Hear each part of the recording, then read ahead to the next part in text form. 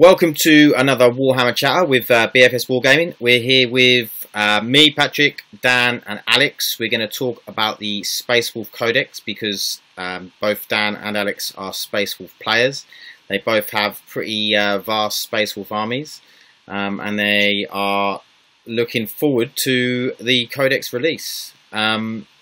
So we'll start first with, we've literally got, Dan has got the 3rd edition Codex, and Alex has got the 7th edition Codex, so we can see some of the differences between the two, and also see some of the models that might not have been changed. So we'll talk about army rules first. So what's a couple of army rules out of the 3rd edition Codex, Dan? 3rd edition Codex army rules. Well, there's a lot, to be honest.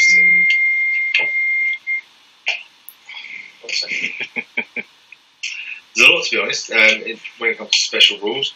There's the same old Nation Know No Fear, which has been obviously a mainstay of the Space Marine armies. There's a special rule involving drop pods, which I think carried on through to 7th. Alex, what was the special rule for drop pods? At the start of the battle, where you can use the deep strike rule, you can declare that your space wolves are deploying by landing drop pods from orbital spacecraft. Models doing this deploy using deep strike rules in the 40k rulebook. Okay, yeah. So I mean, in 7th edition, what they did with, I mean, obviously every Space Marine army has access to the drop pods, but there was a formation for the Space Wolves if you're running I think it was the Black Main Company. And that was any time you took a troop, you could take a drop pod essentially for free. So I have, I think, 6 on the shelf. I was going to say you got a lot of drop pods, didn't you? Yeah, I've got quite a few of those. So back in 7th edition, I could run 6 troop choices and have every single one of them drop in a drop pod for free, which isn't so much fun for your opponent. But I think I only used those 6 once, just as for a bit of fun. Yeah, yeah. But in this rule, any Space Marine model wearing power armour or Terminator armour, Space Marine scouts, dreadnoughts or land speeders could use the drop pod rule and deep strike. The reason why they get the individual drop pod rule is because they won't use the teleportarium. Okay. But it would be amazing to be able to drop dreadnoughts. Although they do now use the teleportarium, don't they? Yeah, there is Forge World drop pod, isn't there, for dreadnoughts? Yes. Ah, okay, yeah. Can you imagine back then putting your honourable dreadnoughts in, willy-nilly, as many as you like, all having the now. That's what we need. Just get those shield dreads. So you got your 3-up inbound dreads dropping with massive axes. So amazing. What other rules is there, Dan? There's the Blood Feud, which I think is carried on. Which is the special rule against Dark Angels and Thousand Suns. Okay, I'm not sure if on a 3-up rather than the normal 4-up, which is obviously in this rules. Yeah, did you have something like that in the 7th edition? I don't think there was anything like that, to be honest. There is something in the 8th edition Dark Angel Codex, isn't there? Well, in the 8th edition, there's the Dark Angels stratagem, if that's what you're talking about. Yeah. So you take a unit of... So obviously you have to take an allied army of Dark Angels and Space Wolves, but you then take 1 unit of Space Wolves, 1 unit of Dark Angels, get them to fight each other. And I think it's something like if you roll a single d6 for each model per unit, any ones... they're slain, but whatever's left standing gets +1 strength, +1 toughness, and I think +1 leadership or something like that. So I suppose it's a stratagem that's similar to giving you a boost for Dark Angels, but you've got to first off take an allied army, which I don't know many people who would bother. Yeah. And on top of that, risk killing your own guys. Yeah. What about is there something in Thousand Suns against Space Wolves? So Thousand Suns 8th edition Codex, they get I can't remember if it's for 1 command point or 2, but you do Death to the False Emperor on a 4-up rather than the 6-up. So against Space Thousand Wolves. Suns in close combat against Space Wolves. Oh, okay. You'll be getting extra hits on 4s. Then again, Thousands of Suns, as far as I'm aware, or at least as how Andrew normally plays them, they're not combat orientated. They're very smitey, a bit shooty, and things like the Zangors, who are, I guess, geared for close combat, don't get Death to the False Emperor, so it doesn't affect them. Do they not get Death to the False Emperor? No, supposedly they don't. I think it's because they're demons. They don't get to. I'm sure I was watching something the other day, and they were doing Death to the False Emperor on the Zangors. Oh no, they weren't. They could do Veterans of the Long War. That was it. They could do Veterans of the Long War. Yeah. So you acute senses.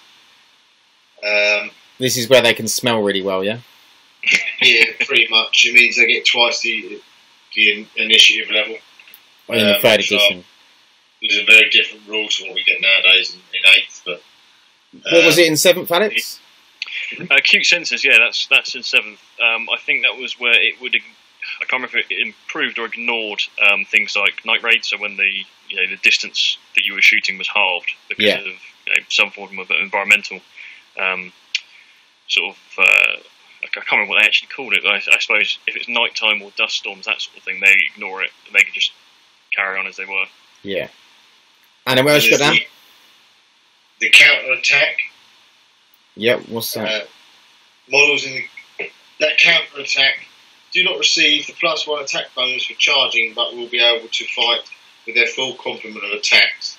Long things may not counter attack charge because they are a bit old for that kind of thing. Is that actually what it says? Yeah. Models may not counter attack if the unit they are in was charged as part of a sweeping advance. And what is case, the move may be immediately after the units that made the sweeping advance completes its move. And what's the counter attack rule in 7th?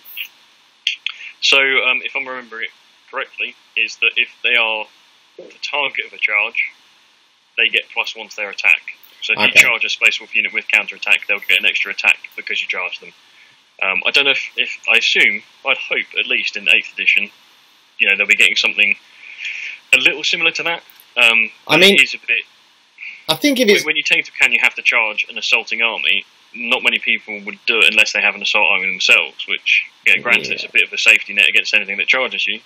But most people, I think, wouldn't bother charging Space Wolves. But the thing is, it's also you're getting an attack when something charges you. But say, for instance, you've got 10 Blood Claws, and they get charged by 20 Tyranids, 20 Gene Stealers. They're probably not going to survive to use that extra attack. They won't survive Gene Stealers because they're -1 AP or -4 if they get a 6-up. Yeah, and if they've got over 10, they have 4 attacks each. So that's you guys aren't going to be around for long. Yeah, that's what I'm saying. So as an army rule, really counter attack for me. I would think it would be something like fighting first and an extra attack, so it's really a deterrent, to charge. I did see some people online. Yeah, you get the attack first before the charging. Yeah, or at least alternate like Slanesh does, because Slanesh always fight first in the fight phase. So if you've charged, the controlling player does get to fight first, but then they have to alternate their charged units with the other Slanesh units. So I think something would make more sense. That would help because it means at least you could do some damage to them before. Yeah, because otherwise I feel like a lot of the time you're never going to use that extra attack, are you? No, that's the thing. It was a little bit at times a little bit useless from what I remember. It feels like so long ago since we played 7th edition though that I'm sort of forgetting those rules to try and remember all the 8th edition ones. Yeah. But I know there's been some people sort of talking about it online, thinking, well, we must have a counter attack rule, and some people were saying, well, maybe it should be something like if someone charges the wolves, they get a chance to charge back at them if they roll over a certain amount. So say if you get roll a 6, they charge back, and they then take over the charge, so they get to attack first. That sort of thing. The initiative. Yeah, I don't know how well that would work. That could be interesting if you've done it on so if someone charges you, you roll off, and whoever wins the roll gets to fight first. That could be quite an interesting way of doing it. I mean, I would say they're definitely going to have, if counterattack's been in 3rd all the way up to 7th, they're probably going to have a rule around that. Yeah, I'm not sure it wasn't in 2nd either. I'm not sure. I can't find my 2nd edition. I've actually looked for it, but I can't find the 2nd edition. But I'm not sure there wasn't one in that as well. But I think if also the enhanced senses, I should imagine they'll have something around that as well. But I mean, I don't think it will be. That's a bit situational, depending on what you're actually doing, isn't it? Yeah, I can only see that affect things like the one where you have sentries. Yeah, dawn raids, like you know, where's low visibility, all those sorts of things where, you know, you can bypass that. But you know, that as an army rule, that's okay. Like, it's nice to have as an extra, but you don't want that as your main army rule because it's so situational. So yeah, hopefully they'll give them a couple of things and to give them like that flavour, you know. At the moment they're a bit bland. Here, though, which is it's no matter the odds. It's called quite a small snippet that I've actually missed when I've been reading through, but it ignores all negative morale modifiers. Oh, okay. Basically, Space Wolves never know when to give up, and they'll keep on fighting no matter what the odds. They may ignore all negative morale check modifiers. That would be quite. Yeah, that would be quite good. For instance, when you've got stuff like the Harlequins and Hemlocks from Craftwell giving you -2, -3 leadership, and you just and Slanesh can also do it. That could be pretty cool to just ignore all of that. So they might use something and mix a few of these together, so you've got like something that can. Maybe it's not an army rule that's going to be you're going to be using all the time. So it might not be an army rule like Disgustingly Resilient, which is just the one thing that's going to be really good, but you might have like 3 different things in that army rule that could work at different times. But I think, I think that could be, especially with how many armies have negative modifiers for morale and the way morale works in this edition. I think that could be quite a useful rule, especially if you're taking 5-man units of stuff and 10-man units of stuff. Yeah. Yeah. Because they're what, leadership 7, aren't they? I think. Yeah. Yeah, 8 with sergeants will have 8. Yeah. But it depends. Yeah, depending on what unit they're attacking. If you say you take a 10 or 15-man Bloodclaw squad, it won't take long, you know, to chip away a morale check. Yeah, you only have to take sort of 4 or 5 of them out, and you're probably going to foul the morale. Also, they still have they show no fears. They get to re-roll their morale tests anyway. But I mean, especially when you're playing, like you say, with the Hemlocks and stuff with their -2 modifiers, and the stacking modifiers, that could be very useful against the Eldar races. Yeah. I think. Also, Dan, how much was your 3rd edition Codex? The best part of the 3rd edition Codex, £4. £4. Apparently, because they've made Space Wolf players wait so long, they're going to do it as the same price as the 3rd edition Codex, so it's going to be £4. Oh, wouldn't it be lovely? £4 codexes. 20% of the Codex cost. Yeah, exactly. That's an amazing escalation in price from Games Workshop. That is. So let's move on to models. So as we know, and most people, well, anyone that plays Space Wolves or knows anything about Space Wolves history and models, we all know that Ragnar Blackmane is an extremely old model. I'd say what, at least 20 years? 26, apparently. 26-year-old model. That's a pretty old model. I mean, other than the fact he's been changed from metal to fine cast, like, he's still in the same pose. It's still the same. It's still the same model. It's just it's made of different material. He's in this Codex for a starter, and this Codex was 2000. And I had him in the previous edition. Yeah. 2nd edition, and then when I googled it, it did say 26-year-old model. He was the first, one of the first Wolf Lord models. Wow. That's a seriously old model. So it would be nice if they maybe updated that, and also I don't know how to say his name. What's the Psyker's name? Najal. Nihal, whatever his name is. Jarl. Yeah. Yeah, he's like not the Terminator model, but the normal model is pretty old as well. Yeah, the power armor is very dated. Like 20, I think. Yeah. So there's definitely some models they could update, which would be good. Obviously, I'm not sure, to be honest, when the Terminator version of him came out. They may not do that because if the Terminator version of Jarl Stormcaller is a lot later, then they probably won't give him a new power armor model, purely because of the way everything seems to be changed to Primaris. I mean, there's always a case if you can just play a different model as him, can't you? You can always just take the Rune Priest model. Yeah. Just say that's Jarl anyway, but yes, yeah, it's the sort of thing of, well, they need to update Ragnar, I think, before anyone else, because, you know, he's, like I say, 26-year-old model. He's one of the big named Space Wolf characters, and he's just had nothing for 26 years. Yeah, and also, while we're on the subject of Ragnar Blackmane, his datasheet in the index also I felt was just really lacking compared to some of the other characters such as Bjorn, such as Arjak. I think what was the other guy you have mentioned before? Yeah, so when we had a chat about this, it was Harold Deathwolf. He's so obviously he's something like 40 points extra. But when you actually look at the difference, he's got a mount, so he's got a Thunderwolf, so his toughness is 5 rather than 4.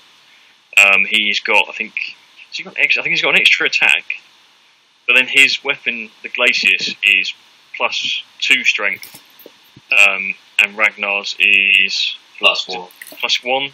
Yeah, +1. So yeah, when you actually look at the points cost, it actually comes out. I'd rather spend the money on Harold because he's. Yeah, so I've got one in front of me now. So Harold moves 10 inches rather than the 6 that Ragnar moves. They both have weapon skill and ballistic skill 2, both strength 4. Harold's toughness 5, Ragnar's 4. He's got 7 wounds, Ragnar's got 5. He's got 4 attacks, Ragnar's got 5. Leadership's the same, their armour save's the same, but Harold having a storm shield gives him a 3-up invuln. Ragnar only has a 4-up invuln, but on top of that, because Harold has the Mantle, that's the one, Mantle of Troll King, add 1 to saving throws, turns his 3-up invuln to a 2-up invuln against shooting attacks. So he's much more survivable, more toughness, better save, his weapon's better. He can outflank as well, so essentially you can deep strike Harold if you want off the side of the board. I would spend those 40 points on Harold rather than taking Ragnar. Oh, 100%. It's just it's a no-brainer. And I mean, I know Bjorn's obviously a bit of a different kettle of fish because Bjorn's like 200 and something points, but he's a dreadnought. It's a slightly different character. I think he's 237. Yeah, depending on what weapon he's got, isn't it? Yeah. But he's a toughness 8 dreadnought. Most dreadnoughts are toughness 7. Yeah. He's got a 5. He's got a 5-up feel no pain. Yeah. He's a characterless. You can't target him. Yeah, and he can take all them weapons. He's got the True Claw, which is just unbelievable. And you also get a command point just for taking him. Yeah. So I mean, I think he's up there with one of the best characters in the 8th edition. Sorry, I think if they keep his data sheet the same in the Codex, he'll remain one of the best characters. To be honest, that is why I think that we don't need a Lehman Russ model in some respects. Because Bjorn's so good. Yeah, because Bjorn's good enough to take on someone like Mortarion. If he gets first attack, he can dish out so many wounds. Yeah, but I mean, I think the big difference between, for instance, Bjorn and Lehman Russ would be in terms of it would be durability. You know, like Lehman Russ would probably have like a 3-up invuln. Yeah, this is true. Then again, you'd end up paying for that in points by probably another 250. Yeah, he's going to be in that 500-600 point mark, isn't he? Well, yeah, I don't know. Rabute Gilliman is what, 4 something, isn't he? He's nearly 500, I think. I know he went up, didn't he? He went up in the big FAQ Gilliman. But so I'm quite happy to have a Bjorn model because Space Wolves have so many character models. You can take your Arjak, you can take that and you can spread that across the field as opposed to having one model. Yeah, but if you did have Leman Russ, doesn't mean you've got to play him every time, does it? It's good to have options. No. But I don't necessarily worry. I know what you're saying. Yeah. But let's go back to the characters. Obviously, we're talking about Ragnar, his data sheet getting better. And we're also, another one to compare is Arjak. Like, Arjak is very, very good. I think he's got special rules for killing characters and monsters. Is it characters? Yeah, it's characters and monsters. Yeah. Let me find the rule. And he's got like a 3-up in. I really like Arjak, and I quite often play him. I find him quite durable. Has he got a 3-up in Von? Has Arjak got a 3-up in Von? Yeah. He should do. He's got a storm shield. Yeah. Yeah. So he can re-roll wound rolls of 1 for every friendly space wolf within 6 inches. So he's quite good synergy with things like Wolf Priest to give you re-roll hit rolls. Yeah. Put him next, and you got wound rolls as well. He can re-roll failed hit rolls in the fight phase when targeting a character, and in addition, you can make additional attack in the fight phase for all models and friendly Wolfguard units. So drop them with a bunch of Wolfguard Terminators. They're going to get extra attacks. Which is normally how I play him. Yeah. And then it's his actual foe hammer. But I mean, when you've got a guy who can throw his hammer and it teleports back to him, why wouldn't you take him? Yeah, exactly. That's so cool, isn't it?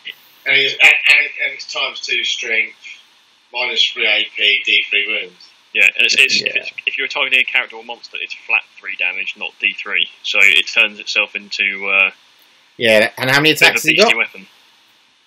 4 attacks. Yeah, so I mean, you could be doing 12 damage, which is going to kill most characters / monsters, unless you're looking at Primarchs or real big beastly things. Actually, he'd have 5 attacks, wouldn't he? Anvil Shield also reduces all damage by 1. Oh yeah. So sorry, he'd have 5 attacks because he'd give himself that attack. You saying he's Wolfguard? It says you make an additional attack in the fight phase for all models in friendly Wolfguard units within 6 inches of Arjak. He is a Wolfguard by keyword. Okay, so then he would, yeah. That would technically affect him as well. So he technically gets 5 attacks. Yeah, that should definitely be. I'll probably not use that rule, to be fair. No, I don't think you have actually, because when you've played me, I don't think we've picked up on that. So. No, I remember when we first started, we were like, well, do these auras affect themselves? Because they've got the same keywords. Yeah, they definitely do. So I can only say that must affect him. Yeah, definitely. So it's like, well, he's just a beast. It's like when I played, I competed with Grey Knights and just decimated his whole Terminator squad. Yeah. Yeah, no, don't get me wrong, Arjak is very, very good. I'd say him, Bjorn and Harold are the 3 probably in the Space Wolves army, which at the moment, because I mean, I think Logan Grimnar is probably pretty good. I haven't really seen many people play him. He's not brilliant, to be honest. Oh, really? Let me just have a quick look at his stats. The issue is he's a bit expensive for what he gives you. Yeah, he's just too much on the expensive side, I think. So let me have a quick look. I've got his data sheet here somewhere. How much is Arjak, Dan, whilst Alex is looking up, Logan? He's what, sorry? How many points is Arjak?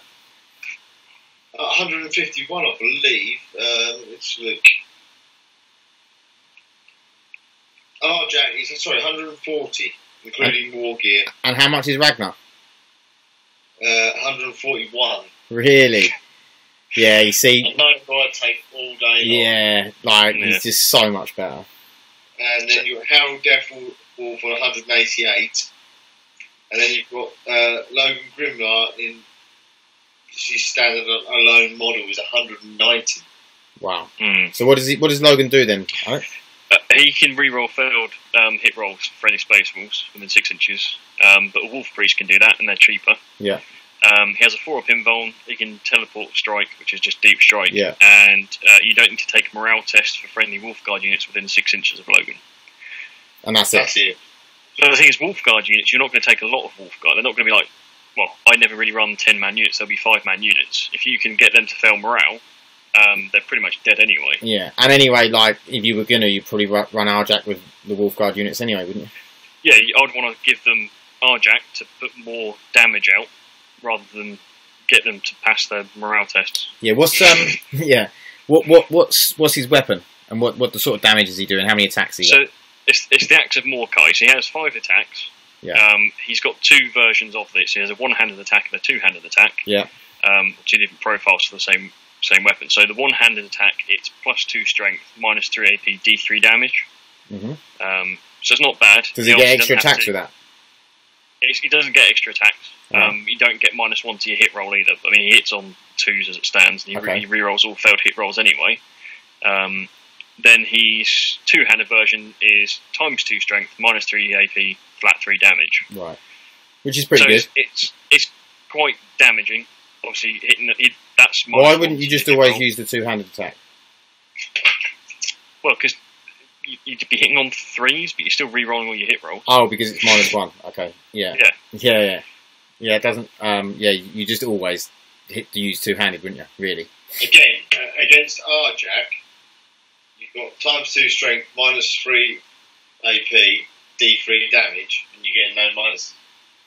Yeah. Although Grimnar's flat 3, but for you really. And getting a -1. But you're basically paying an extra 50 points for that, aren't you? Logan does have a Storm Bolter as well. Yeah. He has a what, sorry? He has a Storm Bolter. He does. Yeah. But Arjak can throw his hammer. Yeah.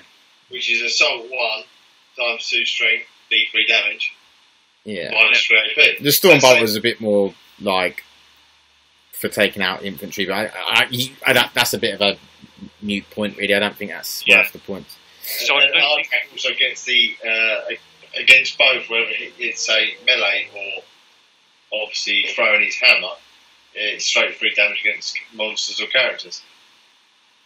As opposed to you can sit there and you can throw your hammer in, and then you can charge. Yeah.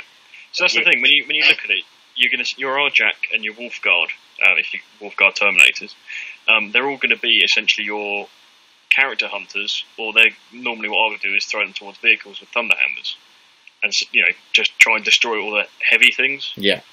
Logan gives them the benefit of passing their morale. That's the only synergy he really has with the Wolfguard. But And reroll all hits. Yeah, I wouldn't say he's particularly equipped for dealing with vehicles that much. I wouldn't send him in just to go and take out vehicles. No. Neither will I actually send him in for characters.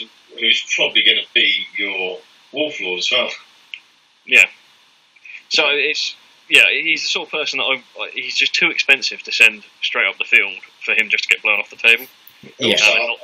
I believe, being the chapter leader, then he should be re-rolling, using his morale for just Wolfguard. He should be using his morale for all Space Wolves. Yeah. Yeah, I agree. I think it's weird that it's only Wolfguard. Like you say, he's the chapter leader. He should be doing it to the whole chapter. They should all be inspired by Logan Grimnar being there. Okay, so let's move on from talking about the characters. Obviously, the index, you seem to get a bit, what's the word? How do we put this? You seem to get the raw end of the index, shall we say? In terms of, it seems that everyone else got some sort of rule to help them out, and Space Wolves were basically just normal Space Marines with "they now shall know no fear." They didn't get any other special rule at all. Whereas I think the Dark Angels and Blood Angels both did. Obviously the Grey Knights did. The Death Watch did, and the Space Wolves, and it was very strange that they got such such a flat index when they are going to be the last Codex released. The last Space Marine or Adeptus Astartes Codex released, or Imperium, should we say? Yeah, it just seemed weird that they lost any flavour that they had before. So, I mean, Blood Angels, they still had Black Rage. I can't remember what the Dark Angels got, but that's something they've had in every Codex. The only one in the whole of the Codex that hasn't had 2 special rules. Well, They've all got Shall Know No Fear. Yeah, yeah. As you mean as in Astartes? Yeah, sorry. Yeah. And then they've all had one other. Yeah. Yeah, because in Astartes, that's their base thing. Is They Shall Know No Fear. That's their base. That's like, you know, you're a Space Marine, you get that. I just remember reading this the first time, and I thought, why? What? Yeah. What's happened? I think it's very odd, and I especially think it's odd because you are the last codex, or one of the last codexes. I just feel like, I mean, I hope they make it really, really good, and I hope you get some stuff to make it worth the wait, and especially make it worth the wait with such a flat index army, in terms of, I mean, flat by, like you say, like lack of flavour to it. You know, there's no character to the Space Wolves army in terms of rules.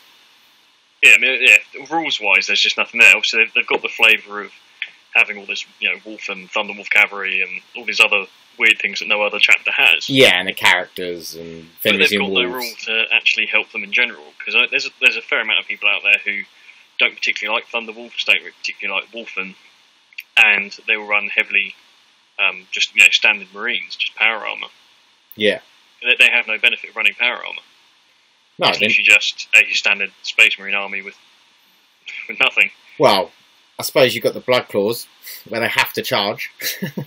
Have to charge with their 4-up ballistic skill and only pistols. Yeah, and I mean, for not much cheaper than a Grey Hunter. They're 1 point cheaper, aren't they, than a Grey Hunter? Yeah, I mean, take for example the other main close combat army in the Codex, which is the Blood Angels. They get Shall Know No Fear, Black Rage, and Jump Pack Assault. Yeah. So yeah, exactly. They're getting 2 extra on top of that. Yeah, yeah, and I think with the Blood Claws, going back to Blood Claws, we had a conversation the other day, and I think they're 13 points a Blood Claw, and they're, like you're saying, they're is it ballistic skill 4 plus, and you have to charge them unless you have a Wolf Guard pack leader. Which I think is about 16 points for... Actually, no, the pack leader, I think they actually made them the same cost, so yeah, it'd have to be 13 points for that as well. So, yeah, you have to have a Wolf Guard pack leader to stop them from charging into everything. Yeah. And to be honest, I just think that's really overcosted in points if you compare it to loads of other things. Like we were saying, the witches from the Drukhari are 8 points. I'll use this as an example because Dan also plays Drukhari. So witches are 8 points, and they have a 6-up invuln versus shooting, and they have a 4-up invuln in close combat. Yes, they're toughness 3 and Blood Claws are toughness 4, but I mean, Blood Claws just, for 13 points, they're just not good enough without taking Wolfen and, you know, loads of other things to buff them to actually make them good. I mean, they're just not worth 13 points. I mean, I think if they were like 9, 10 points maximum, you know, then you'd go, okay, maybe we'll take some. Yeah, but I think you'd be more worthwhile paying out the points, just go for Grey Hunters rather than Blood Claws. Blood Claws, like you say, to make them really, really pay off, you have to run them in sort of squads of 10 to 15, give them a Wolf Priest so they're re-rolling all their hits, maybe throw Wolfen in there to give them the additional attacks. I mean, the only time Ragnar becomes useful is the fact he gets to re-roll charges for units around him, I believe. Yes. Which you might put him with Blood Claws to get to do that. I think it's specifically Blood Claws, isn't it? Yeah. Yeah. Yeah. So that's the only thing that Ragnar's probably any good at, but then again, he's, you know, highly costed and not particularly damaging when you think you just take some Wolfen, you know, re-roll the charges with Wolfen, or you can do the +1 attack, depending on which you choose on the hunt or kill table. So you can still give that benefit, get them all in. And obviously Wolfen are one of the really good units in the Space Wolves army. I'll take that over Ragnar. Yeah. Yeah, I just don't think I think something with the Blood Claws needs to change. One, their points, but maybe something else to make them a little bit more usable and viable in the army. Grey Hunters, I think they're good, sort of standard troop choice. Yeah, they're probably more versatile, because obviously with bolt guns they've got 24-inch range. They've got 3-up ballistic skill, so if you are trying to hold an objective with them, they can still defend themselves. Whereas Blood Claws, they constantly need to be moving and charging into things, because if they're stood out in the open, they're not going to shoot anything. They're 4 ballistic skills, it's all right, but that's like shooting like an Imperial Guardsman, and they're Astartes. Yeah. And I think as well, like the Blood Claws, can you give Blood Claws bolt guns? No, they're locked down to bolt pistols. I think you can give them plasma pistols. Okay. Then they have the options for, I think the sergeant can take an axe or a power fist. But everyone else is literally just bolt pistols and chainsaws. And that's what I mean. Like you're looking at 12-inch range. Yeah. Like you can't. If you can hold it, you can sit there and hold objectives. But what's the point? Because at least with Grey Hunters, you can hold objectives and then shoot stuff. 12-inch range is so short. I mean, don't get me wrong. You're probably not taking Blood Claws to hold objectives, but then what are you taking to hold objectives? I suppose scouts. Yeah. I mean, this is why I say take Grey Hunters though, because if they charge in, they might not get the +1 attack on the charge, but they still get equipped with chainswords. They have bolt guns with them. With the it wasn't chapter approved, was it? When they got the 2 stratagems, they had one where you can fire bolt guns in close combat, essentially. Yeah, so, that might have even been True Grit. That probably is, yeah. Because I think that's the 2 things in the abilities of the 3rd edition True Grit, the Space Wolves can fire their bolters one-handed. Yeah. Yeah, that's probably what it is then. So they've turned a 3rd edition ability into a stratagem. Yeah. Which they might well do with some of the other things that we were talking about, like the senses, enhanced senses and things like that. But yeah, I just think that, it's 1 point more to take a Grey Hunter over a Blood Claw, but Blood Claws are so limiting that why would you? And especially when you're hitting the same in close combat. The only thing Blood Claws are giving you is do they give you an extra attack on the charge? Yeah, if you charge, they have, I think it's just called Rage. Right. Yes, it used to be called that. You get +1 attack anytime you make a charge with them. Desert charge. Okay, right. Yeah. So it was Rage in 7th edition, then I think, and then they made it Berserk charge in this one, which is where they put that rule in with the whole having a Wolf Guard. Yeah. You don't have to charge everything. Yeah. So on a turn in which they make a successful charge, you gain +1 attack. I mean, I think stuff like the Wolfen and the Thunderwolf, I think they're good. In the index, I don't necessarily think they're really bad. No, great. I think the trouble with the Wolfen and the Thunderwolf at the moment is the rest of the army is, they're just not getting enough backup and things like that. So I think that's a problem, because I think as soon as you see Thunderwolf or Wolfen on the table, like me as someone that's played against Space Wolves, they're my top priorities to take out. Mm. They did make, I think they made Thunderwolves slower though. They made, because every, what was it? I think it's 10 inches now for, I don't know if it's just a flat 10 for everything that's cavalry based, but they have, I think, a cavalry keyword which means nothing at the moment. So they're slightly slower than they were in 7th edition. Oh, really? I think they were a bit more potent in 7th edition, only because they had formations for them as well. So I do find that I spend a lot of time chasing stuff around the board. When I played Space Wolves, obviously now I play a lot more Chikari because they've got Codex. I find that my most mobile unit tends to be chasing stuff, because as soon as I place them on the field, everything tends to fade away to a different point to stop that counter, to stop that flanking attack. And I can spend 2 turns just getting shot at. Yeah, and especially with the whole fly keyword, it's incredibly powerful in 8th edition fly, because you want to charge something, it's just going to keep falling back and keep shooting at you. Yes. hence Drukari, Tau, you know, they're both very strong in 8th edition, and I think they're both very strong in 8th edition, and I think, you know, we know that's because of, well, not just because of, but partly because of the fly keyword, because there's so many units in their armies that can fly. And that is an extremely strong thing to have. Yeah, but then I don't think necessarily the fly keyword is completely key. I think that they have made a mistake in not giving battle tanks and large vehicles the same ability as the fly. Fly. Yeah, I agree. You definitely should be able to. Why Nurglings should be able to stop or razor wing. Sorry, a razor wing flock. Flock, yeah. Stopping a land raider getting out of combat. Yeah, well, it's not that it stops it getting out of combat; it stops it firing once it falls back. But yeah, I know what you mean. Like, and that's the issue. Like, why couldn't you reverse a land raider and shoot? Like, even if they gave it -1 to hit, because I mean, land raiders don't suffer penalties to moving and shooting heavies because of machine spirit.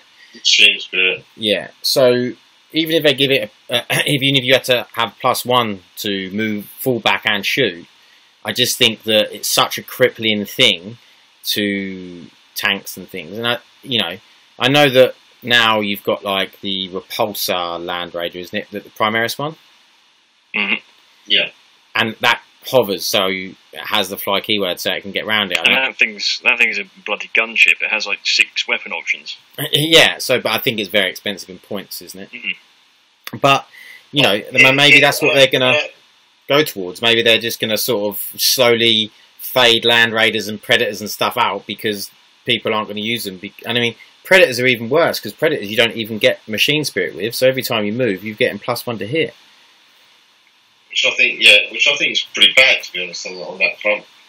I know it's because they're saying it's not a large vehicle. I think it's large enough to be a stable gun platform.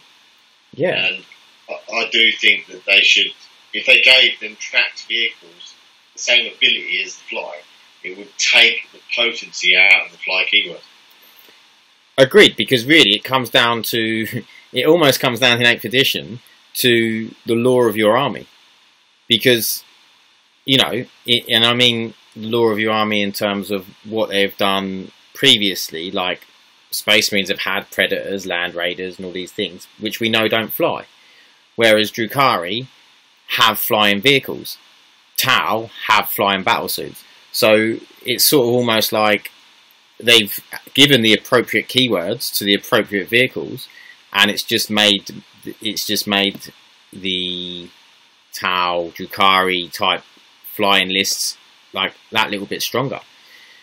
And I mean, we had a conversation the other day about you know, maybe being able to, a Space Wolf rule about being able to maybe tie units up that can fly and stopping them being able to fall back.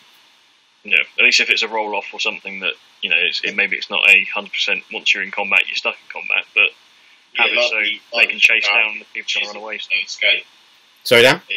That's the Drukari, which has got no escape. So infantry units that want to fall back, you have to have a roll off. And if the Drukari player wins the roll off, then that unit can't fall out of combat. Which, if they brought that in more wide scale against fly units.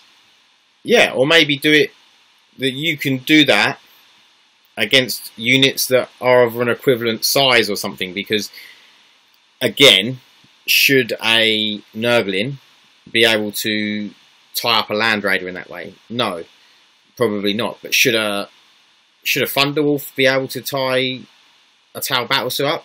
Probably, yeah.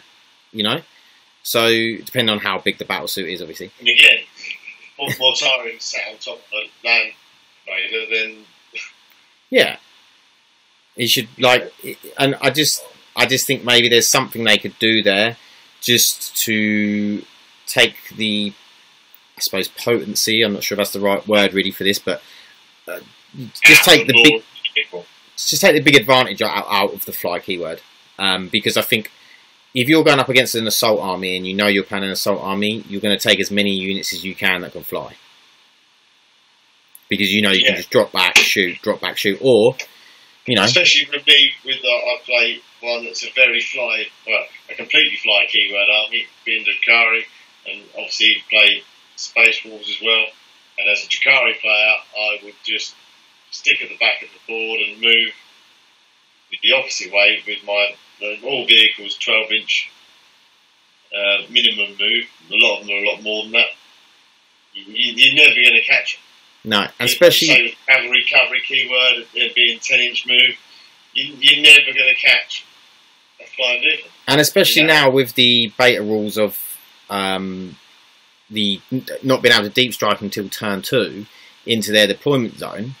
I mean, they can make sure they've then got a buffer, and then you're going to be chasing them all day. You drop in, you know, you might go into something that you don't particularly want to assault, and then they can just move back, shoot you, move back, shoot you. That's the other thing with flying. Most things that can fly can move quite far, or move quite fast. And then you've got the problem with Tau that even if they fall back and you charge them, everything's going to greater good you anyway. Yeah, so you've got escape there. Yeah, so you've not just got one thing overwatching you. Yeah. Especially if they use Tau Sept and then they're overwatching on 5s as well. Okay, so we've sort of covered the units, or a lot of the units and stuff in the Space Wolf index. So let's talk about Leman Russ. One sec. Yeah. So, do you think Leman Russ is going to be coming with the Codex, Alex? I don't think so. I know they've left it really late, and everyone keeps thinking, well, you know, this must mean Leman Russ is coming back. Why else would they leave it so long? I just still don't think they're going to bring Leman Russ back. I haven't really been reading any of the lore or anything, so I don't know what's currently happening with Leman Russ. Obviously, the 13th Company have come back. Yeah. But I don't know if there's been any mentions to where Russ is. No, I haven't heard anything. Yeah, so there's this whole idea that he's gone off to go and find the Tree of Life because he can get a seed, bring it back, get the Emperor, back to life. But there's no other information. We don't even know what the Tree of Life is. Like we said the other day, is it the what's the person's name? Is it Aisha or something? The Eldar Goddess. So the Eldar Goddess that's been captured by Nurgle. So they think, captured by Slaanesh, then Nurgle took control. Yeah, she was captured by she was captured by Slaanesh, and then Nurgle decided that he wanted her, and he wanted to teach Slaanesh a lesson, and let him know he's the new boy. Yeah, so we don't know has Russ gone to go and save her and bring her back and hope that she will, for somehow or some reason, help him. Well, I mean, if you think about I can't remember the God of Death.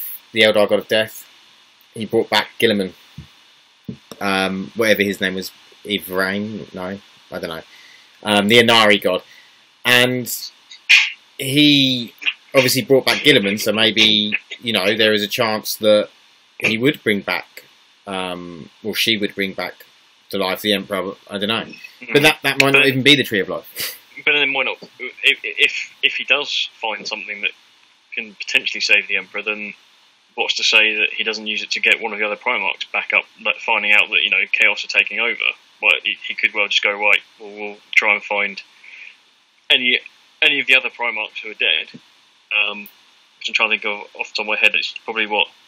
Ferris Manus. My Dangerous Primarch? Sanguinius.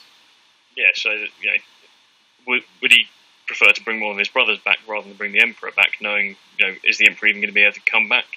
Yeah. Still go for the Emperor, to be honest. Yeah, I know he's very loyal to the Emperor. That doggone loyalty. Yeah, loyal as a dog. Yeah. But yeah, no, I mean, that could be. You just don't know how GW are going to take the lore and in which direction. Yeah. But I mean, I think we know that, or I think everyone's assuming that Leman Russ is going to come back at some point, along with the Lion.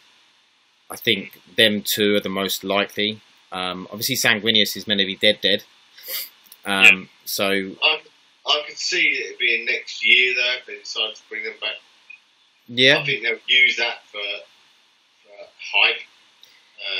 Do you think there's been enough stuff? Do you think maybe they think there's been enough stuff released this year? I mean, obviously they had the Age of Sigmar second edition, and then they've had Kill Team.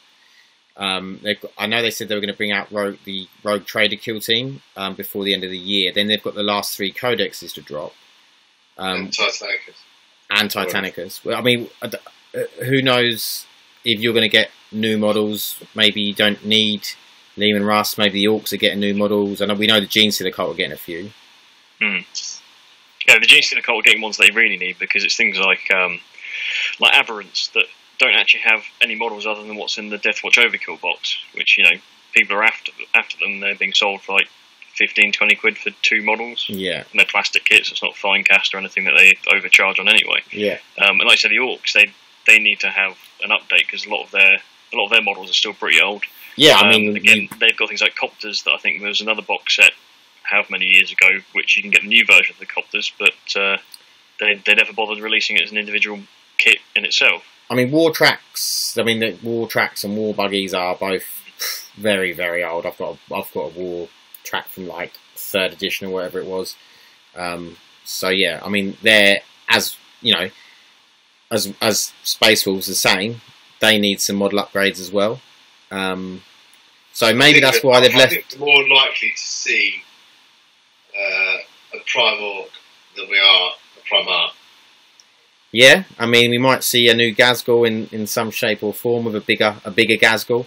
I think with a bigger shooter. With a bigger shooter, yeah.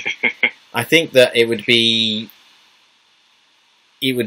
nice to see some new models for all 3 codexes, considering how long all 3 of, because they're the last 3. Well, I say they're the last 3. You know, Sisters of Battles come in, and there's probably going to be some other ones, but it's the last 3 known armies that we've been waiting for, and it would be nice for them to get something, all 3 of them to get something for having waited till the end, because it's almost like, you know, why did we wait this long? Why couldn't you have released Space Wolves back with Dark Angels and Blood Angels back in November? Why have you waited till almost this November, a year later? What's the reason? You know, why? Yeah, I've sort of got a lot of apprehension. I'm quite excited to get the Codex, but I'm almost apprehensive of being disappointed. So I think we're probably all agreed we don't think that Leman Russ is going to be coming just yet. No, I don't think so. Do you think I can see it now. They'll be like they'll create one of the little teaser videos. They'll say, he's back, this, that, and the other, and then hopefully at that point is when they'll do their new Ragnar model and just tease it as Leman Russ, and it's just a new Ragnar. Yeah, which I'll be happy with a decent data sheet, decent model. Yeah. I definitely really new and fresh. Although he's a character that's 20 odd years old, 26 years old. Having a new, fresh build to make of him, rather than having like a couple of the old. I think I had the metal one, I've got the plastic one. Having a fresh, updated model, maybe with his 2 walls as a completely unique models, rather than just using Fenrisian walls. That'd be nice. Even if they did that, to make it really unique and give his 2 wall bodyguards and bring the lore through, how they're the bigger of the pack, and give them some special rules would make it a lot more, keeping true to the modern day lore. Of him being the young wolf and the just make him feel a bit more important. Next chapter leader. Yeah, I think. I definitely think that I think. There's going to be some people out there that will be gutted if Leman Russ doesn't come, but they're the same as people were gutted for Dark Angels when the Lion didn't come. But I think the Space Wolves would be happy with a decent Codex, something that's sort of competitive. I think the other big thing that you're missing is obviously stratagems, because stratagems are massive. I mean, when you're looking at stuff like the Agents of Vect from Drukhari, or even if you look at extermination, I think it's extermination protocols from the Necrons for the destroyers, re-rolling all hit and wound rolls.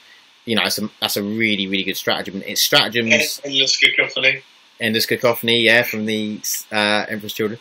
So it's stratagems like that you're missing, that it's going to make you that much stronger. You know, if you can use, you know, 2 or 3 stratagems in a game, that can massively turn a game. Yeah, that's the problem when you play Space Wolves. You sort of almost go into the game thinking there's no one going to win this, but you know, I'll have some fun with it. I'm going to go balls deep try. Yeah, you're just going to go all out and you're going to try your best because you know they don't have a army-wide rule. They don't have a chapter tactic or a dogma or whatever version, whatever army. They don't have that one defining rule, and they don't have a lot of stratagems. They've literally got, obviously, the 3 you get with the rule book, the ability to shoot bolter guns in close combat.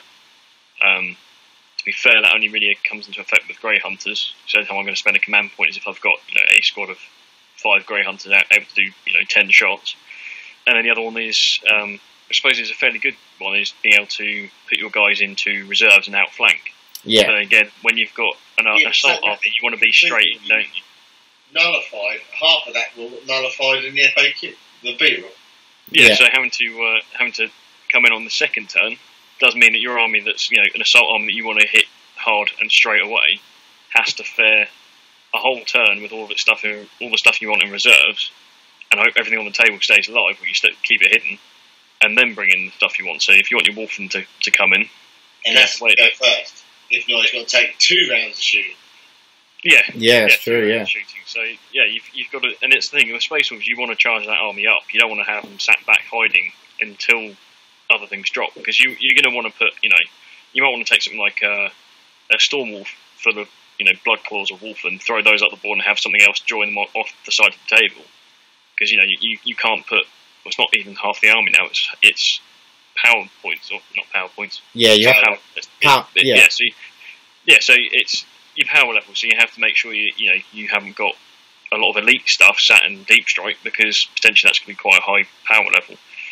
Very rarely do I think you're actually going to break that limit, but you could do, depending on what you want. Could.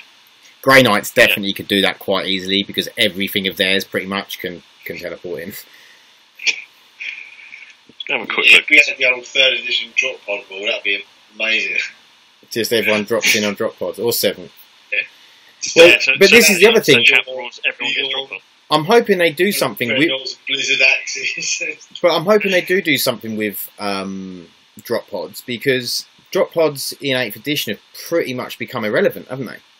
You know, I'm hoping that they do bring in, like, I don't know, a stratagem or something to make Space Wolf players want to use drop pods, because at the moment no one wants to use drop pods today. It's just pointless. It's just extra money. But what are you taking it for, really?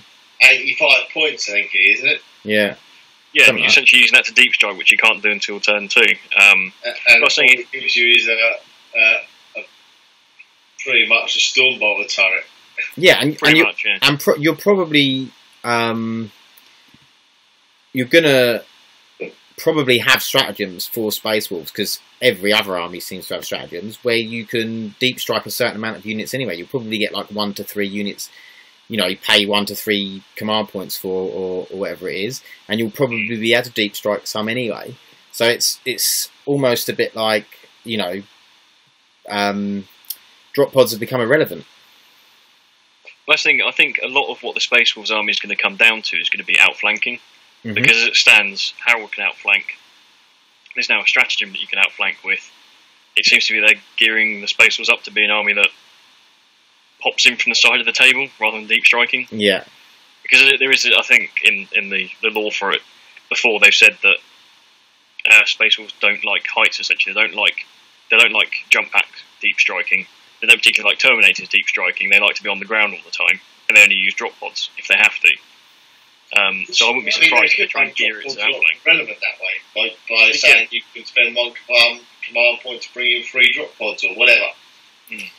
Yeah. But also, the other thing is, if you're spending 80 odd points for a drop pod, if it does become a permanent rule that, you know, deep strike only happens turn 2, they should at least give you something to say, right, if you're going to pay for a drop pod, let that drop first turn, because you're paying for that, the ability to drop that infantry unit. You're not going to be dropping predators and stuff straight in, are you? It's going to be an infantry unit. And I think things like Terminators, I don't think the Terminators can fit in them at the moment. I think Terminator's Wolfen can't go in drop pods. You're literally limited to your Blood Claws and your Grey Hunters. Yeah, which would be a perfect rule. I'm spending 80 points to put these guys. But that would be a perfect rule because you could outflank Wolfen, and then you could drop Blood Claws or Grey Hunters or whatever you wanted, or Wolf Guard. You could drop them in a couple of drop pods. Yeah, you've got to pay the points, but you can do it first turn, and you're getting a heavy bolt. Is it heavy bolter or a storm bolter? Storm bolt. A storm bolter out of it. Yeah. You can have missile launchers as well. Yeah, I mean, I think maybe that would still be. That still seem to me like a lot of points, even to drop some infantry in first turn. It'll be a lot of points, but it would actually make them relevant. Make them relevant. Give them an actual point to actually pay for them. Because at the moment, it's just not worth it. You just shove any infantry you've got into the Predator or a Razorback with a weapon on it that's actually fairly decent, and then drive that up the field, drop off your unit wherever you want them, and let them do some damage. You mean Land Raider or Razorback, don't you?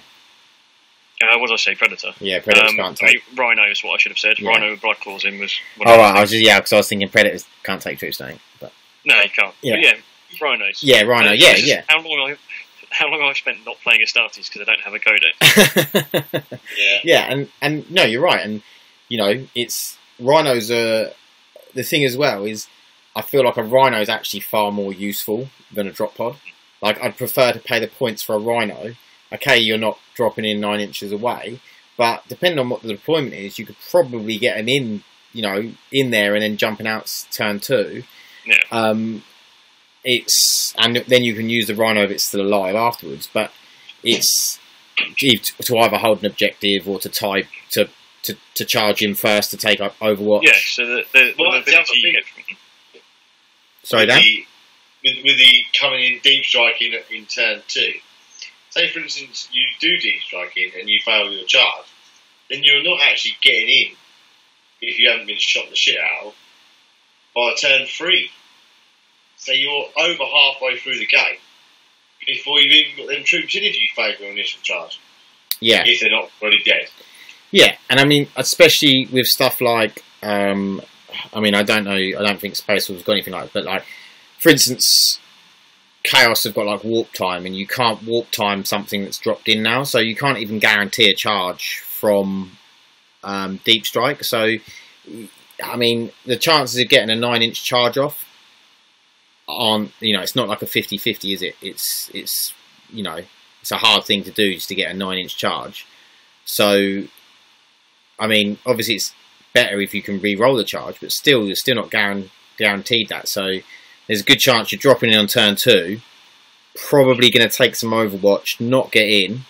You're then going to take some more fire on their turn. You're then going to move and then probably make a charge, unless they're like Drukhari that just, or Tau that just fly off. And then you're going to have to take some more Overwatch and probably get in. So that's pretty much. Whereas if you're doing it on turn 1, or say for instance, even the way we've been playing it on the channel, is with the first turn second player being able to deep strike. At least with that, you'll land on the board in the first turn, so to speak. You're going to take one lot of Overwatch and one lot of shooting rather than 2. Yeah, and it's more the fact as well that if you a lot fairer. It's more the fact as well is if you drop in turn 1, whoever's, even if you are, if you're going second or whatever, you get the chance you might make the charge, but also, if that person's gone first, like if you go second and you're dropping in turn 2, what you've got on the table is taking 2 rounds of shooting. Whereas if you're dropping in first turn, but you went second, they've then got to split that shooting to everything you've dropped in. They can't focus, because by the time you drop them in on turn 2, the rest of your army's taken 2 rounds of shooting. There's probably not a lot left of that. So then the person can then just turn around and focus on what's just dropped in. And they just go for that, because the rest of the army's been smashed. Is that if you're dropping in on the full turn 2, the rest of your army that you've taken away, placed in from everything. What's already on the field. Yeah. No, so no matter which way it is, either you're dropping in troops to take a pasting, or the troops you already got on the field to take a pasting. Yeah. And I mean, as a Drakari player, I mean, I spend 3 command points to bring my Ravagers on. Regardless, straight away, just 3 command points. Yeah, because you know that they're not going to take any shooting in the first turn, and then you can drop them in first turn because it doesn't matter because you're going to drop them in probably in your deployment zone anyway. Yeah, exactly, and I'll just let everything with a -1 to hit stay on the table. Yeah, like Venoms. Yeah, there's Venoms and Flyers. Just give them -1 to hit, make it a bit more difficult. Yeah, so they waste all their shooting on stuff, which is good That's just good tactics. That's perfect. It's what you should be doing. It's just the fact that Space Wolves and a lot of other armies can't do that at the minute. And that is what I look at it and I'm thinking, comparatively to the 2 armies, and I was thinking, how do I play this army? Yeah, well, that's the point. As it stands at the moment. Because at the moment, close assault armies are on the back foot, aren't they? I would say. Like Blood Angels, before the beta rules dropped, Blood Angels were doing okay. And other armies, they definitely seem. I don't think that they're now useless or anything, but it's definitely made it a disadvantage again. I do think, like you're saying, the turn 1 second player being out of deep strike would definitely equalise that. I think it would, make things fairer. It'd give more sort of tactics to whether you wanted to go first. It would even things out. Someone said about the fact that you can. Going second is an advantage because on the last turn you get to grab objectives, and that can be key to winning a game. And that's true, it can be if you're in a close game. But if they've got turn 1 and they've just absolutely slaughtered you, then that's or yeah. I mean that's what it was at the start of 8th edition. It was always a case of pretty much if you got first turn, you're pretty much guaranteed to win. Yeah. Yeah. I mean, Alpha Strike. Yeah, well, not just Alpha Strike though. Just good shooting and everything else. But I think I like the stopping people just dropping everything in, like they were doing like cultist bombs and guardian bombs and stuff like that, and bloodletter bombs and all this first turn, and like games were almost over in the first turn a lot of times. And that's why they brought the rule in, the beta rule, and I do understand why they brought that in. And it's a complicated game. They're not going to balance that straight away. They're going to have to look to see how things. I mean, it almost comes to the point though. It's when you do you start making rules to prevent people from abusing mechanics, because you go, well, someone's going to go out their way and they're going to spam something horrendous and just drop it all in there, and try and get finished. On that first turn, you're right. Your army's now completely screwed. Good luck. Yeah. Whereas it's a case of what they've done with that, with the beta rule and the way we've adapted it as a channel for our playing, has definitely equalised that. Well, yeah, but to be fair, we haven't actually had that many close assault armies to drop any in so far. But yeah, I do think it would even the playing field a little bit. I do like the fact that they obviously the rule of 3, that you can't have 3 of the same data sheet. They obviously need to sort the Demon Prince out. The Demon Princes out with that, because I played a tournament with 3 Noble Demon Princes and 3 Zenith Demon Princes, and it was disgusting. It was hard work. But yeah, I do think they need to just say, look, you can't spam Demon Princes, because if you couldn't have more than 3, I don't think it would be a problem. It's when you've got 6, 9 Demon Princes, it then is an issue. That's the same as the Hive Tyrant spam. It's the same thing essentially. Okay, so let's round it up and do 3 things that you either want, sort of either a wish list or what you're expecting, something you want. Go first. Pardon? I'll go first. Okay. Is that so you'll use? Oh, go on. Exterminator back in the Codex. I want the ability to take the Lehman Russ battle tank in the Space Wolf army. Okay, and that was I think you said to me that was in the 3rd edition, wasn't it? Yeah, it was in the 3rd edition. I think you should be allowed. I think that it's it's named after your Primarch. Like, I think it would give the Space Wolves a cool little bit of flavour that I know they've already got stuff like Wolfen and Thunderwolf, but just something cool that the other chapters don't have. They are going to be a chapter out on their own. Yeah, and I just think it would be a cool thing, just a little extra. Gives the army more variety. You haven't always got to take land raiders and things like that. Gives it a bit of variety. I think that'd be a cool idea. I mean, I don't know what. I assume it's a heavy support of Lehman Russ. Yeah. I don't actually know. Yeah. It's a heavy support. It's twin. Yeah. It's twin battle cannons, 2 sponson heavy bolters, and a main pod heavy bolter. So 3 heavy bolters. If it's the same as it was in 3rd, because I'm gathering you're reading 3rd edition there then. Yeah. Yeah, so I mean, if it's, I assume the weapons are probably the same. The model probably looks about the same. So I would say, so when it comes to the Space Wars, I mean, your heavy support's going to be, it's going to be your Land Raiders. It's going to be your Long Fangs, which, I mean, the Long Fangs are pretty good, but it's a 5-man heavy unit. It doesn't take much to kill them off. No. And then you've got, I suppose, take a Predator with las cannons. That's pretty much your choice of heavy support. So it'd be quite nice just to have something like a Lehman Russ just to break things up a bit. Something a bit different. Yeah. I mean, the Space Ones are supposed to be quite unique. Yeah. Tunnel mounted auto cannon. You can upgrade that to twin las cannons, and it's got a hull mounted heavy bolter and 2 sponsored heavy bolters. Yeah. I think now there's a few different variations of Lehman Russ, isn't there? Yeah, but I mean, even if they just kept it as the original Exterminator. Yeah.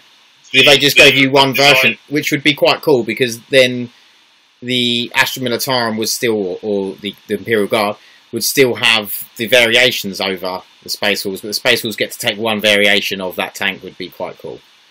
And it would be it's pretty much a Predator. Yeah, slightly different, but yeah.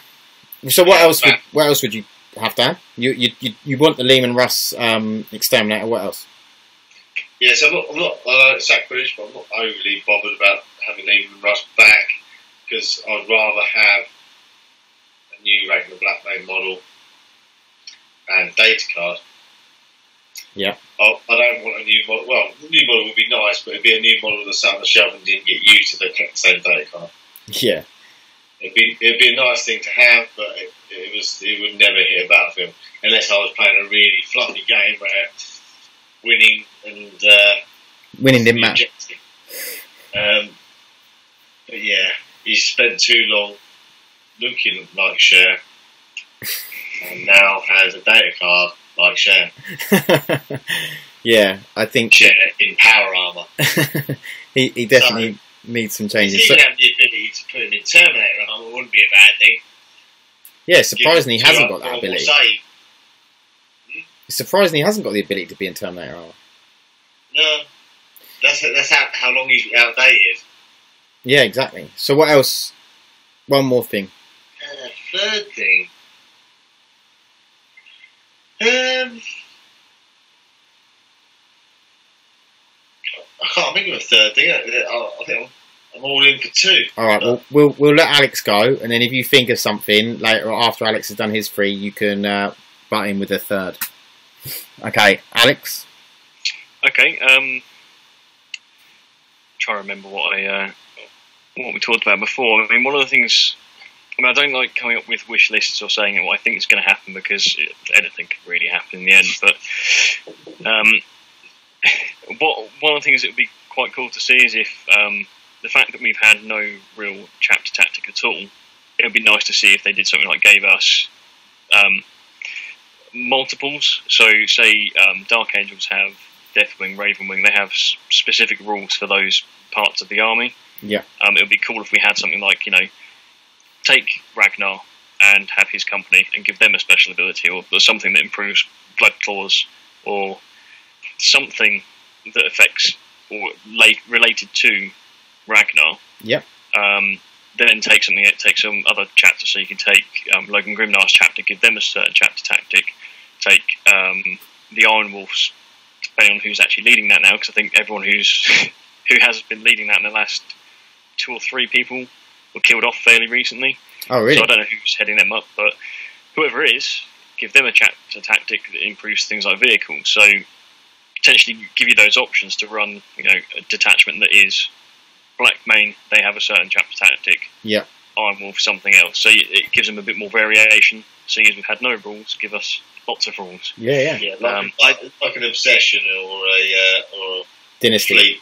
Yeah. Dynasty. Yeah, that's a good idea. Actually. That's a really good idea. Yeah, it'd be nice to have those different options, because Space Wolves being one of the non-Codex chapters that were allowed to keep their 13 companies, it would be nice to actually see them given other tactics, essentially. Yeah. I can't see there being a particular issue with it, but I just don't know if Games Workshop will bother doing it. Yeah, I don't think they like Space Wolves. That is the thing. It's actually a really bloody good idea. The other thing is things like scouts. Like, Space Wolf scouts are the elite guys. They're they're not the initiates like they are in other chapters. They're the guys who've been fighting for years and are some of the sort of top level guys in the army. But they're essentially like normal Astartes scouts without any benefits, any extras. They fill an elite slot, so when it comes to sort of command points, I know that a lot of Astartes players will do things like take 3 sets of scouts, there'll be troops, take 2 HQs, that gives them 5 command points, and then they can put them up out the front to create a sort of a null zone for deep strike. Yeah. You try and do that with the Space Wolves. The best you can do is 3 sets of scouts, a leader, gives you 1 command point because there'll be a vanguard detachment, and you go, well, so what, another army running the same thing is going to get 4 extra command points. So you don't get... so in the index, were they elites? They're elites, yeah, because they are elite guys in the Space Wolves army. They are an elite slot, But slot. are they not any better at all? Not much, if anything. I can double check it. Maybe they get a bit higher leadership or something. Possibly. But then They're definitely a troop choice in the normal Astartes. Yeah, I know they are, because that's sort of what people do to get the battalion, isn't it? Yeah, you can make a quick, cheap battalion. I mean, for an army like the Space Wolves, which arguably they're supposed to be an elite army anyway, they're an elite assaulting army, but it seems to be quite hard to ever get some decent command points when you have got an elite army. So, Grey Knights, it's not always easy to get a lot of command points out of them. No, Grey Knights is very hard. So I'd rather not see the same thing happen with the Space Wolves, but it'd be nice if Scouts would actually get something decent. Let me just have a quick look. I've just got the Scouts page up for the Space Marines. It'd be nice if they made Fenrisian Wolves troop choices, because then you could have Fenrisian Wolves as a cheap. That's the other thing, is things like Fenrisian Wolves. They have, I think it's the Beast keyword. Again, that means nothing at the moment. Maybe we'll see something that actually means something when it comes to the Space Wolves Codex, because they have cavalry and beasts. Necron Wraiths. Mean anything. Yeah, Necron Wraiths have the Beast keyword as well. Cavalry. It's Beast and Fenrisian Wolves as their keyword. Oh, is it? And they had their points reduced from 9 to 7, but they're still pretty much twice a cultist. Yeah. Yeah. But yeah, it's the Thunderwolf Cavalry. They have keyword cavalry, which again doesn't mean anything. So I don't know if that will get them a benefit. Maybe keyword Thunderwolf Cavalry. Yeah. Yeah. And cavalry. Yeah, that's Scout squads. They've got the same movement speed, same weapon skill, ballistic skill, same strength, same toughness, same amount of wounds, same amount of attacks, same leadership, same save. I think potentially the only difference you'll actually find is they have probably more access to some weapons. Really? Potentially, that might be it. Wow. Probably close combat weapons, I suppose. I think it's essentially they can take things like Space Wolf specific melee weapons, which might mean they can take things like Wolf Claws. I'm not 100% sure. I don't really run the Scouts that much because they are an elite unit and they take up, So what would you want to see then, Alex? Alex, what would you want to see? What would you want to see them made to troop choices, or would you want to see them made better? If they're going to be elite unit, then I'd want to see them made better in some way. The thing is, I don't know how I would do it though. making them a troop would make it so much easier, but then it moves away from the lore of what the army actually is. Yeah. Maybe they should have like a better ballistic skill and better leadership and, you know, better save or something. Yeah, something that improves them to the point where they're not suffering in comparison to you. Are they more in points? I wouldn't have thought so, but they're probably about the same. If they made them more in points, that'd be even more ridiculous. Yeah, it just seems very strange that they're basically hindering you by stopping you getting as many command points. It seems. Yeah, I mean that's how it feels. So it's a case of, well, if they're going to be that, because like we were saying before, Blood Claws, Blood Claws being 13 points, Grey Hunters 16 points. The other troop is taking Primaris. You can't. Don't want to say command point farm, but you can't boost your command points in any way. Yeah. Not cheaply anyway. You're going to be spending, you know. That's what I mean. If you had the scouts as elites and then they changed, like, I don't know, like the Fenrisian Wolves to troop choices and you could take units of 5. It's just that ability to get more command points. You know, you need something in there. It's very hard for Necrons as well to get a lot. Scouts for 11 points a model. 11 points a model. That is quite a lot. And that's I'm not sure what the normal Astartes is. I could probably check actually. It's 11 points for the Astartes scouts as well. So it's the same. So both exactly the same. But just one's elite and one's troop choice. Yeah, they definitely need to change that. And I'm sure. Well, I'm hoping that's something they will look at in the Codex. I think you're right. I think that definitely needs to change. So it would just be nice to see something else. Their weapons choices either. No, I have to. I mean, there looks like there is a bit more text in there, but it's just because they're adding Wolf Scout Pack Leader, Wolf Guard Pack Leader. Yeah, the pack leaders can change. Obviously, you can take a Wolf Guard Pack Leader with you, so therefore you get the ability to take Wolf Guard battle weapons. Yeah, the claws. You can't only put that on the battle leader, not on the rest of the scouts, which therefore brings them back to exactly the same as the Astarte scouts. Yeah, so it's not so much. It's a case of. It's not that they're a bad unit. It's just the fact that because they are elite, you don't get the command points, and it doesn't differentiate them in any way to Astartes scouts. I'd like to see something a little bit different there, just to make them stand out as to rules-wise that these scouts are elite soldiers. They're not just initiatives that have just turned up. Like the long fangs are, but they've gone down the line of scouting as opposed to heavies. Yeah, so the heavy weapons. Yeah. So maybe there will be a difference in the Codex in their data sheets, but also maybe there will be specific stratagems. Maybe you can pay at the beginning to do something to them. I don't know, what that would be, but maybe that's something that will happen. But yeah, that's a really good point, Alex. Is there anything else? That's only just down to fluff, really. Anyway, so I doubt they will make that change. It'd just be nice to see it. The third thing is there's got to be a Thousand Suns. Just down that for a second, Alex. They were elites back in 3rd. So they've always been elites. Yeah, they've literally always been an elite model. Yeah. And they've always been a non-elite model for Astartes. Mm. Yeah, so I mean, because it's always been that way, I doubt they're going to change that at all. But yeah, it would just be nice, because it's the way that they've done these detachments doesn't really give you a benefit for running Wolf Scouts. It just hinders you because you can't use them as a troop choice. Yeah. So unless they want to somehow boost Space Wolves, if you take a Vanguard detachment, Space Wolves, you get 2 command points instead. I doubt they bother doing that. It would be sort of a pointless way of trying to fix that issue. But it almost makes them. They did do it with Jakari though. Oh, did they? Well, with Jakari, with the because obviously you can run 3 obsessions with the different ones. If you run patrol detachment of each of the 3 army variants, you get, I think it's 4 command points. Yeah, you get 4. So that's like normally for running a patrol you get nothing. Yeah, so when that came in, it was actually more than a battalion, and then they put the battalion up to 5 command points. So, I mean, that might be one thing where I say, doing different chapter tactics. I'm pretty sure there is a chapter in the Space Wolf, I can't remember which one it is, that does have a lot of scouts involved in it.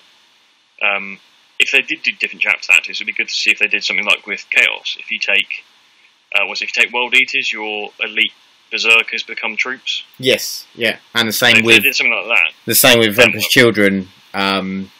The Noise Marines become troops instead of elites.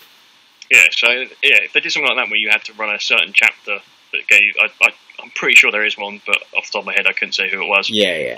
If they did that, then maybe that would fix scouts, would give you an option to be able to run a scout army. Yeah, and I think that's it as well. Like, I think that would be a good idea, because I think what we all want from our armies, I mean, obviously, the more elite an army, the less you're going to get this. But you want more. You want variety. You want a load of different ways to play the same army to keep things interesting when you're playing that army. Like, you want to be able to take this list, and then you want to take a completely different list, or you want to be able to change it or change half of it, you know, and just keep things interesting for yourself. But you still want those things to be not competitive, tournament competitive, but you want it to be. You want to be able to take it and play another list and still do as well, you know? You don't even mind playing an extra point more per scout model to get something a bit better. If you've got to have them in an elite stuff. Yeah. They're not even giving you that option. No. That's the thing, I mean, it's when it comes to 40k, I'm not a particularly competitive player. I don't go any tournaments or anything like that. Anything that becomes too spammy or just, boring. But I can see that they do try to limit things to prevent people from essentially ruining the game, spamming everything. Yeah. So I wouldn't be. Some of the changes I'd like to see, just because it opens up some variation, can obviously open it up for spamming and just causing issues down the line. It's the same way that I run. Essentially, I have lots of Imperium armies, but I haven't gone out of my way to go and buy a load of Imperial Guard just to sit there and command point farm with a few conscripts and HQs, and just they get is it a 5-up? They get command point off the opponent and themselves. Yeah, grand stratagem. Yeah. So there's a lot of people out there who will take, say, like an Imperial Knights army, and then just take Imperial Guard to just get all the command points they can and keep generating more and more. It's not the sort of thing that I would ever normally play. No, and I mean it's the same as me with the Custodes, and I've got Knights, and I don't want to play a detachment of Guard just because it's competitively better. I've played one tournament, and I'm hoping to play another one in October, but I wouldn't. And I know competitively it's probably the right thing to do. But yeah, I mean, if you're going to a tournament, I wouldn't expect any less than actually trying to use what you can to improve your army. But, like what we do a lot with the bat reps and stuff, we don't always play overly competitive stuff. We like to play variations and things, see what they actually do, because inevitably what you see is someone runs a list in a certain way, and that's deemed the only way you're allowed to run that army, and you shouldn't do anything other than that, because if you do anything other than that, you're an idiot. So, no, just play what you want to play. In a tournament, you're going to have to be a bit more strict about what you do, but even to the point, your Codex doesn't offer that variety, it's hard to play them and go, I want to run like... one thing I was looking at doing before is I've got something like, I think, 15, 20 Fenrisian Wolves and about 15 Thunder Wolves, I think, something like that. Yeah. I was looking at just creating a list that's going to be Harold, Canis, Logan, loads of Thunder Wolves, loads of Fenrisian Wolves. And I know full well it would do poorly because it's a close combat orientated army. Yeah. It's going to get shot off the board. Fenrisian Wolves only have like a 6-up save, and they're not going to last long. But it would be fun. If there was some way of boosting that in a way that would actually make them viable, at the same time, it would be more fun than just running wolves into gunfire and seeing them die. I think even with the, being, like we were talking about going into a tournament, I think I'm still stubborn that I don't want to take the Guard detachment. So I'm going to play the tournament, even though I know it's going to probably be a hindrance to me. I'm still going to play it without the Guard detachment just because I'm stubborn. And I'd prefer to play like if I was playing Custodes, like take some Sisters of Silence. Do you know what I mean? Because they would technically fight together. Whereas the whole Custodes and Imperial Guard just taking it I just don't want to do it. So I'm not going to. But I completely understand why people do. 100% if you want to win a tournament. Way, about taking the Index Trueborn for the Drakari. Yeah, exactly the same. Like if I played Drakari, I just wouldn't take the Trueborn because I feel like they're not in the Codex. They've been written out for a reason, like, and people are taking them because they want the most competitive list they can, and I understand why they do. Taking scourges in a venom the -1's here. Yeah, I know why they do it, but I just wouldn't personally do it myself. But you know, I think that's a bit of a worry though. Is the whole thing with removing stuff from the index is what was it, like Rune Priests? I converted a Rune Priest on bike because obviously with the Space Wolves being an army that needs to move quickly, putting a Rune Priest on a bike makes sense, especially when you've got things like Stormcaller.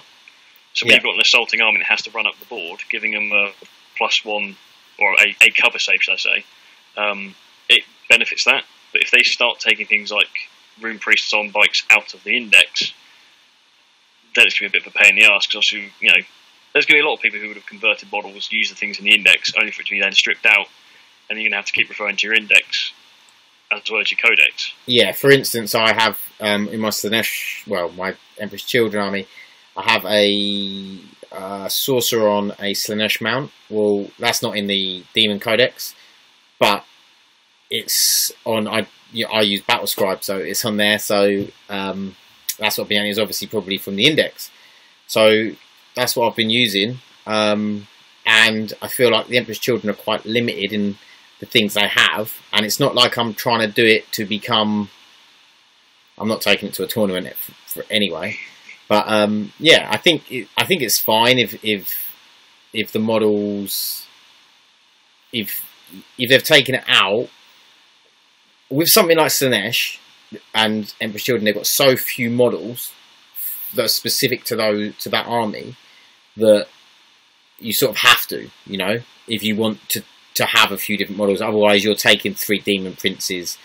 I mean, yeah, well, it's like I say, with that, I don't see the point in them taking the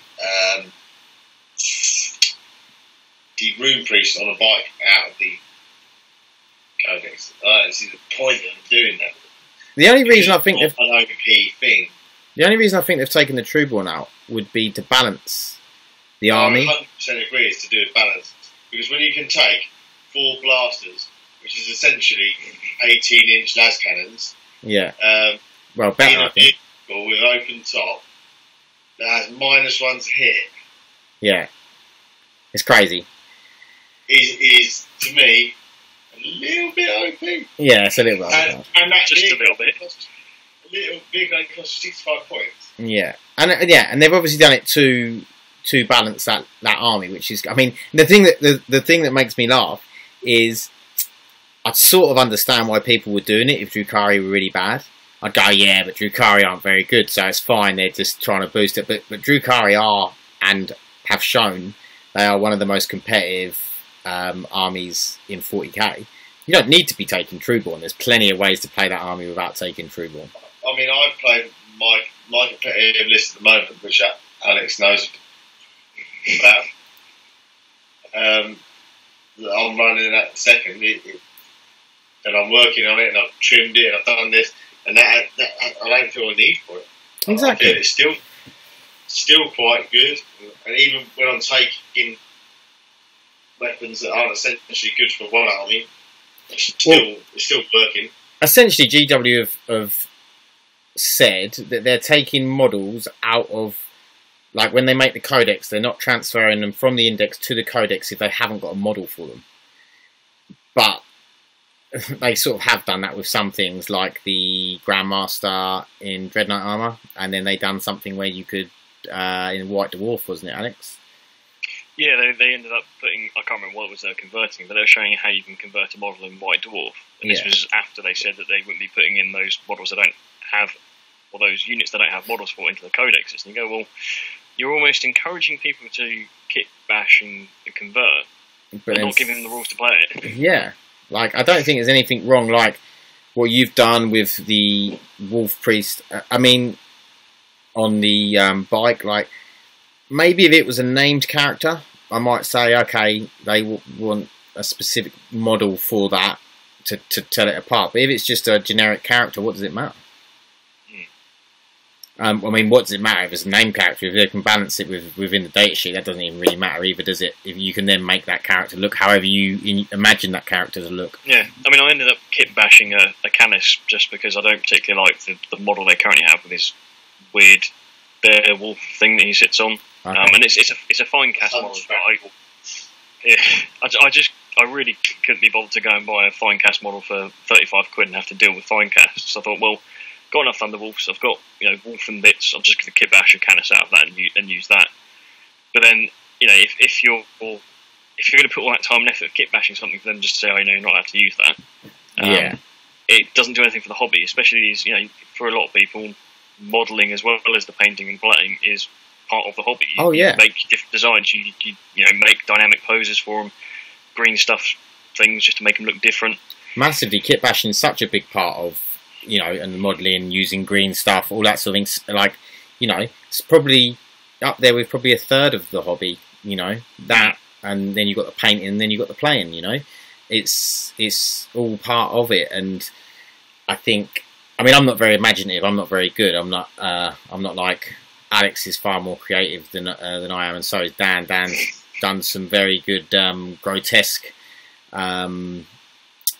models, kit bashes, and obviously you've done the Wolf Priest on bike and Canis. I haven't quite got the imagination or skill, so I just have to settle with whatever GW gives me. Keep gluing stuff till it works.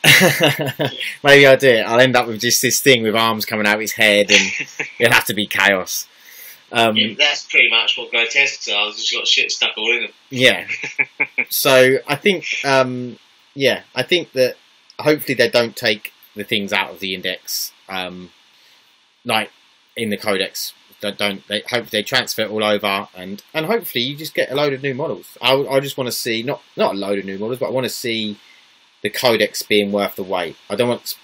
What I'd be sad is if the Codex comes out and everyone's just like, that wasn't worth the wait, you know. And don't get me wrong, I understand that there's always going to be people that complain, because there's always someone that wants to complain. To be honest, though, what I feel is if you like, it's going to be, which I am feeling some trepidation about already, is that if it's going to be completely let down, then I'll carry on playing Drakari, and I'll be playing Space Wolves as a bit of a funsies thing to do every so often, but I'll be more inclined to play Drakari, or which new army is going to be Nurgle Demons, rather than just playing another Space Marine army. Yeah, for me, the reason I started playing Space Wolves 26 years ago was because they were a little bit out on their own, and they were a little bit different, and they were a little bit special. I don't want to be playing a Space Marine army that just is painted in a different colour.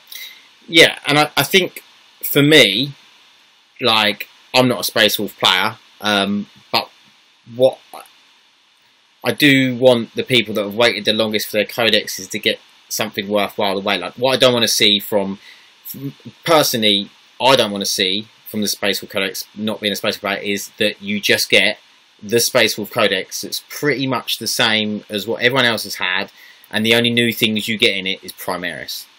Like with a Space Wolf upgrade pack. Yeah, that would just be disappointing, and that would be disappointing because why? If that was all they were ever going to do, why didn't they just bring it out with the Dark Angels and Blood Angels? What would be more annoying is we'll be getting essentially the same stuff as all the other chapters, but we'd have to be paying for a Space Wolf upgrade pack, because most of the others chapters get something within the original build pack.